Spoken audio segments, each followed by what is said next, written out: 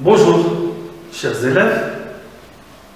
La deuxième séance, on va faire un peu de l'oral. Ça veut dire que vous n'aurez pas beaucoup de choses à écrire, sinon vous pouvez prendre note chez vous. Dans cette activité de l'oral, on va l'adapter pour les besoins de la vidéo.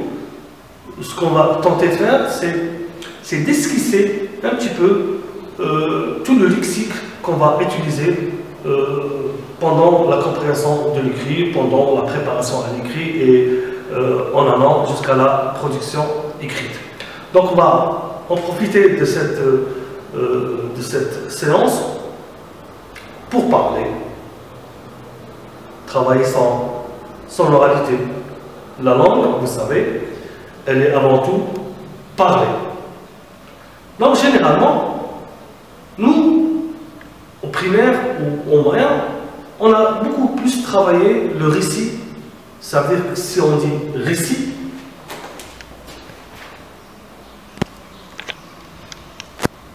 qui dit récit dit narration.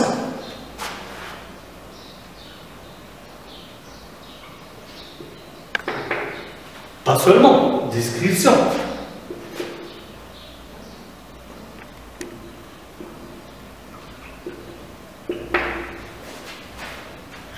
Mais aussi, on peut trouver certains passages des dialogues.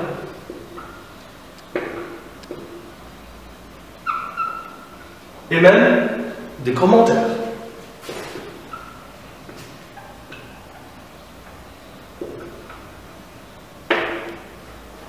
Donc, en parlant de nouvelles réalistes, on va d'abord tabler sur le conte. Puisque vous avez travaillé le conte, c'est à peu près la même chose, sauf à quelques détails près. On avait dit que le conte essaie de créer un univers complètement imaginaire qui sort de l'ordinaire, mais la nouvelle réaliste, elle est ancrée sur le réel. Mais, du moment qu'il s'agit d'un récit, on va parler d'une structure narrative qui est à peu près la même pour tous les récits. Donc, vous connaissez sûrement une petite histoire. Le conte que vous avez travaillé pendant le primaire ou pendant le cycle moyen, le petit chaperon rouge, le loup et le renard, la plus célèbre c'est Blanche-Neige.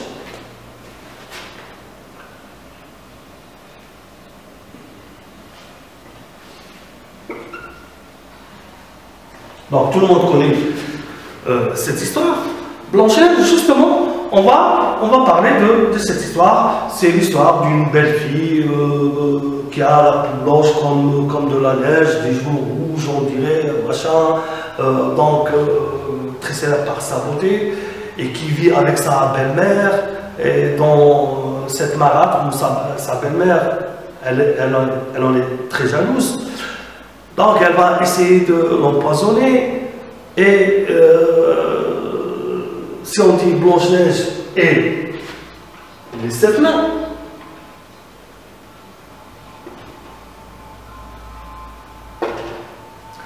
elle a comme amis les 7 nains qui vont essayer de l'aider. Donc c'est ce qu'on va expliquer dans cette partie de ce cours.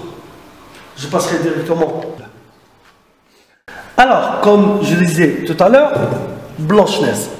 Ok, Blanche-Neige et les 7 nains, tout le monde connaît cette histoire. Donc, on va en parler comme récit. Ici, on parle d'un récit. Forcément, on va parler de la structure narrative. Dans cette structure narrative, comme vous le savez bien, il y a d'abord une situation initiale. Dans cette situation, ce qu'on appelle situation initiale, c'est une situation d'équilibre où il ne se passe rien, il n'y a pas d'événement. Donc, c'est plutôt une phase descriptive. Qui dit description, dit imparfait. L'imparfait tombe du passé, de l'indicatif, qui indique une action inachevée, dont la durée est indéterminée. Donc l'imparfait est un outil idéal pour décrire. On va se poser dans cette phase de l'histoire où se déroule l'histoire. Donc la question de base dans cette situation, c'est où. Ça veut dire le lieu. Donc on connaît que l'histoire de Blanche-Neige se passe dans la forêt. Après, on parlera de quand, le temps de cette histoire. Donc comme il s'agit d'un conte, le temps n'est pas vraiment très important. Mais quand il s'agit de la nouvelle réaliste, c'est autre chose. On dira le où se passe l'histoire, et quand se passe l'histoire.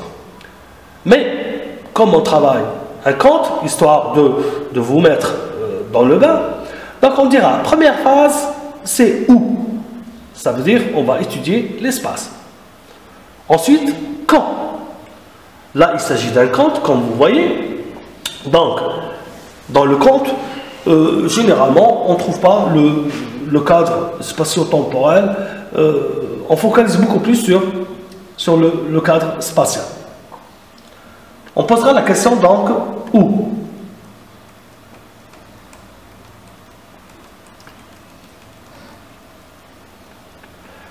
Alors, comment le narrateur décrit-il Blanche-Neige? Belle, gentille, malheureuse. Donc vous remarquez que dans cette description, l'auteur va user, ou le narrateur, pardon, va user d'une caractérisation, d'adjectifs qualificatifs.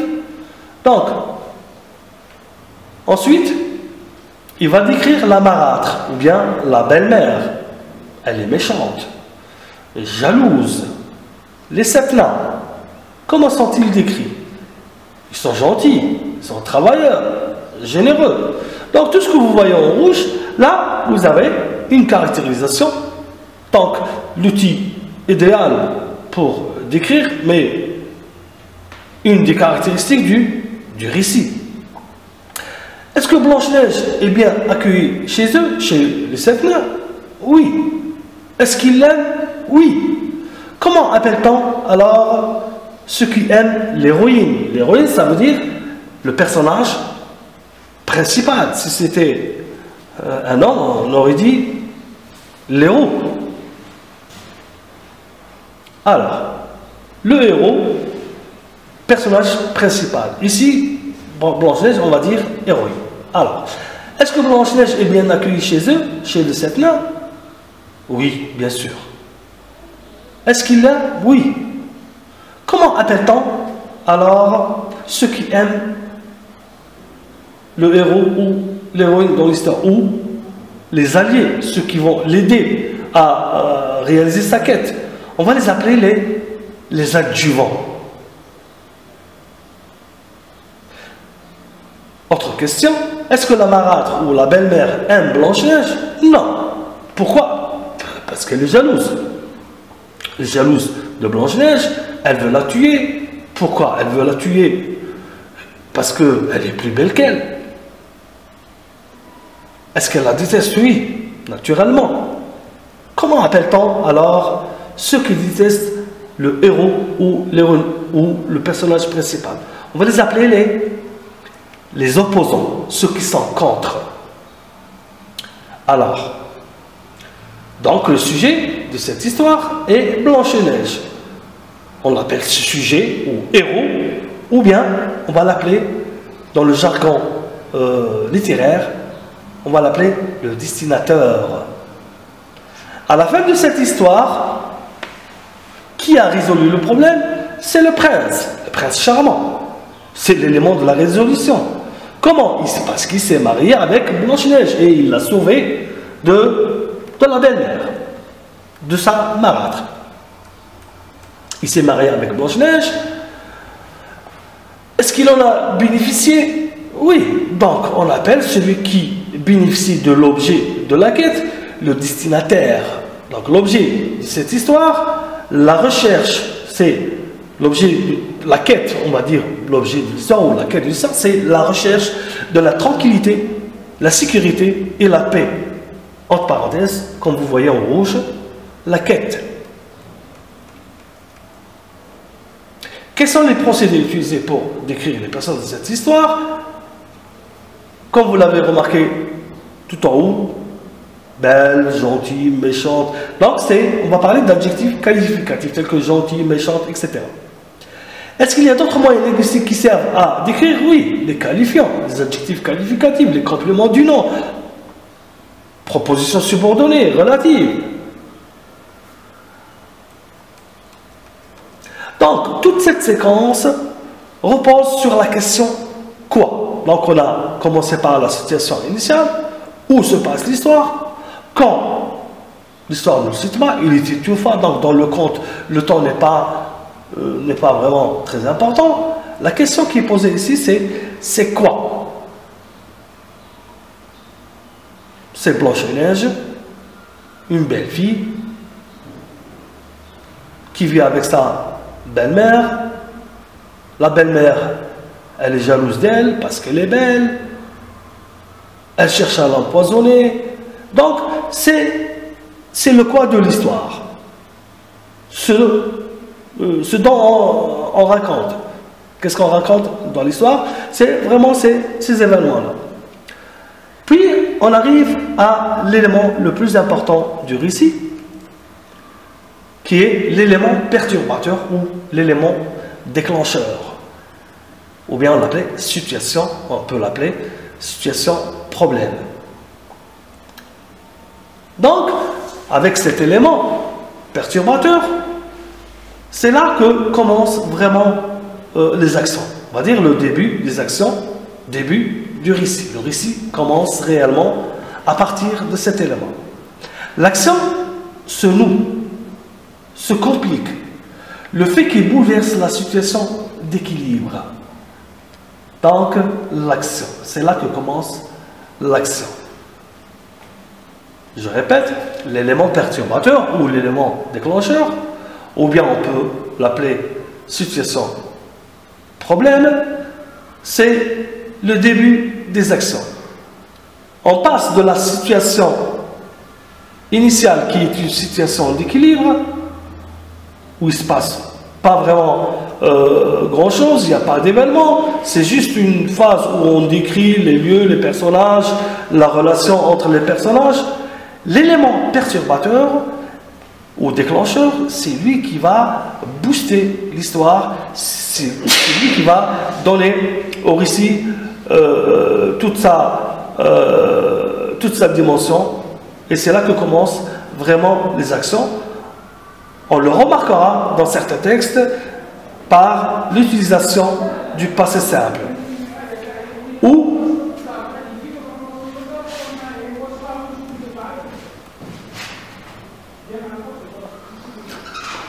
Ou parfois le présent de narration. Donc l'élément déclencheur est souvent introduit par des formules comme soudain, tout à coup, alors. Exemple.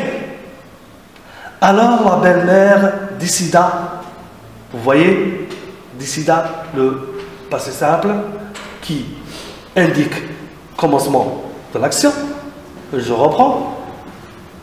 Alors la belle-mère décida d'empoisonner Blanche-Neige.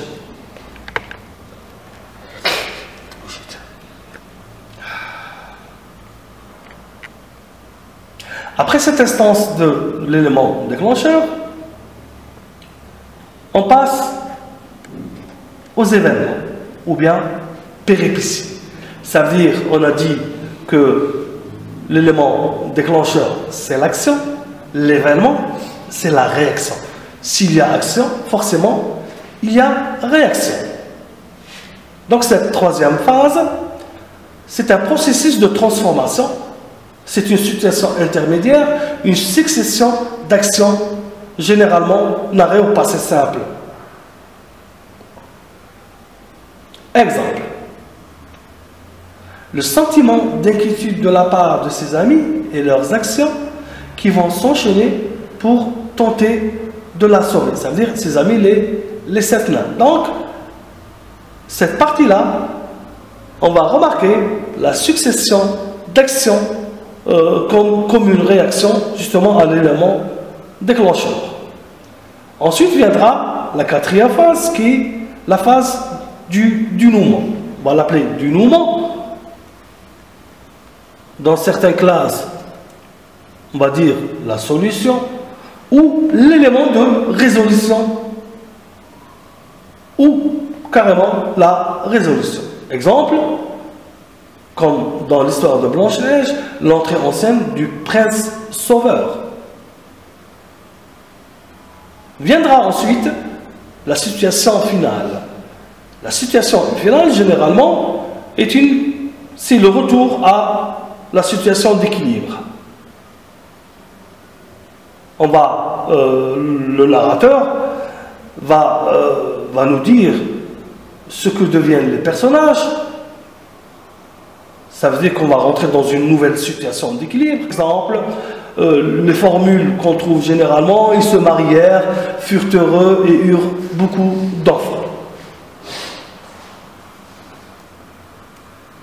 Synthèse.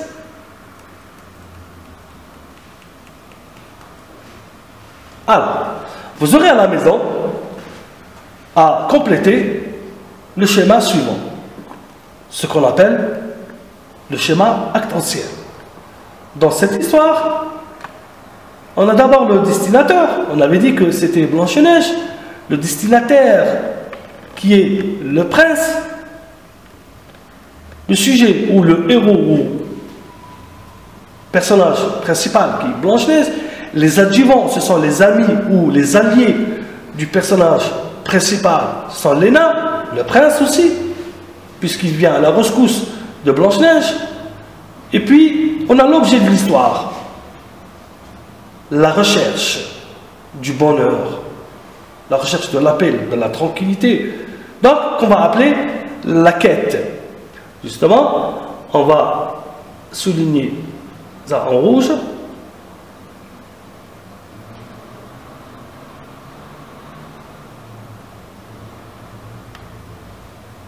La quête de l'histoire.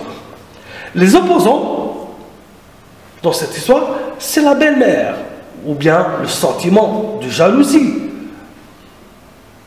qui vont pousser cette belle-mère à vouloir faire du mal à Blanche-Neige. Donc, voici la synthèse de cette histoire. Alors, comment appelle-t-on ce genre d'histoire? Nouvelle ou conte?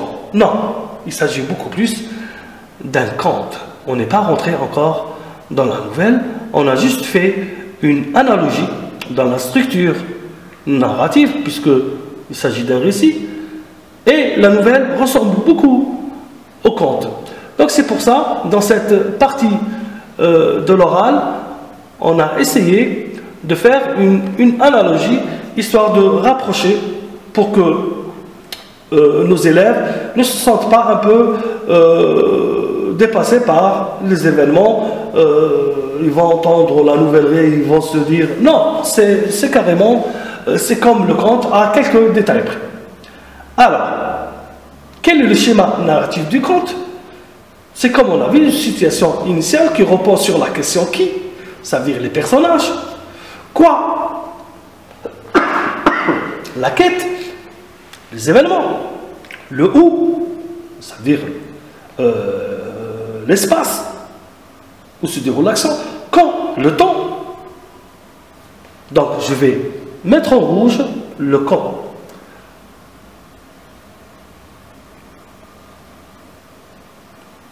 Donc, dans un conte, le temps parfois n'est pas très important, puisque le conte, généralement, il vise juste à créer, à émouvoir les lecteurs sans plus. Mais la nouvelle réaliste, non. La nouvelle réaliste doit avoir des personnages qui ressemblent à la réalité. Un lieu qui est connu, par exemple, on va dire, dans les années 30, à New York, dans la rue de Manhattan, un mercredi soir. Voilà, le temps joue dans la vraisemblance. Donc, le lecteur, quand il est en train de lire une nouvelle réaliste, il a l'impression de lire une histoire réelle. Cet effet du réel que va créer l'auteur, c'est ce qui donne justement à la nouvelle réaliste tout son charme. C'est ce qui l'a justement différencié du conte. Ensuite, on a parlé de l'élément perturbateur, qui est l'élément capital. C'est la pierre angulaire de ce récit, puisque c'est à partir de là que le récit commence réellement. Troisièmement, il y aura les événements. Élément perturbateur, on avait dit, si vous vous rappelez, action. Les événements vont venir comme une réaction à cet élément perturbateur. Ensuite, dans la quatrième phase, le dénouement, ça veut dire qu'il va y avoir un élément qui va résoudre ce problème pour aboutir à la situation finale, retour justement à une dernière situation d'équilibre. La visée de ce genre de texte, le but, l'objectif, est toujours pour émouvoir, c'est-à-dire procurer de l'émotion, la réflexion, et captiver le lecteur. Donc, si vous vous rappelez, chaque fois qu'on parle d'un type de texte, si on parle du texte explicatif a pour but, a pour objectif d'informer, le texte argumentatif a pour objectif l'auteur va donner son avis personnel pour essayer de convaincre ou persuader les lecteurs, alors que la nouvelle réaliste, non. L'objectif, c'est l'émotion, donner de l'émotion, procurer de l'émotion, de la réflexion. Et donc, sur ce point, cette séance est finie et je vous reverrai à la prochaine séance. Merci.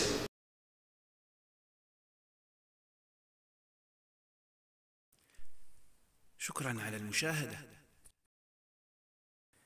لا تنسوا الاشتراك في القناة، الضغط على الجرس، الإعجاب بالفيديو.